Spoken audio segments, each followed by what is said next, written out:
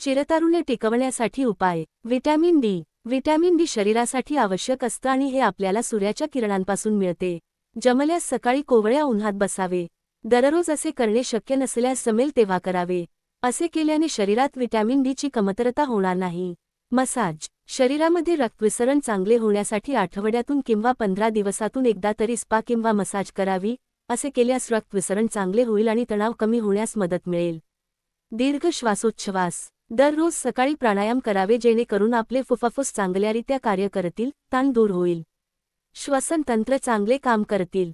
हृदय स्वस्थ राहील. मेडिटेशन. मेडिटेशन करून आपण शरीरास तेजवान आणि निरोगी ठेवू शकतो. मेडिटेशन कामाच्या ताणाला कमी करते.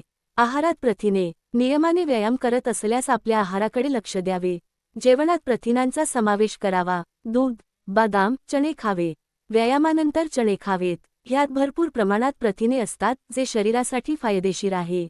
डोळ्यांना विश्रांती. आजचे युग कॉम्प्युटरचे आहे. दिवसरात्र कॉम्प्युटर आणि लॅपटॉपवरूनच सर्व कामे केली जातात. त्यामुळे कॉम्प्युटर स्क्रीनपासून निघणाऱ्या किरणांमुळे डोळ्याला इजा होऊ शकते. त्यासाठी डोळ्यांना आराम द्यावा. 2 ते 3 मिनिटे डोळे बंद करून बसा. असे केल्यास डोळ्याचा ताण कमी होईल. अधूनमधून डोळे थंड पाण्याने धुवावे. धावणे. आजच्या धावपळीच्या जगात जो बघा तो धावत आहे. पण हे असं धावणे शरीरावर वेगळा प्रभाव टाकते. काही जण शरीराला फिट ठेवण्यासाठी व्यायाम करतात, जॉगिंगला जातात.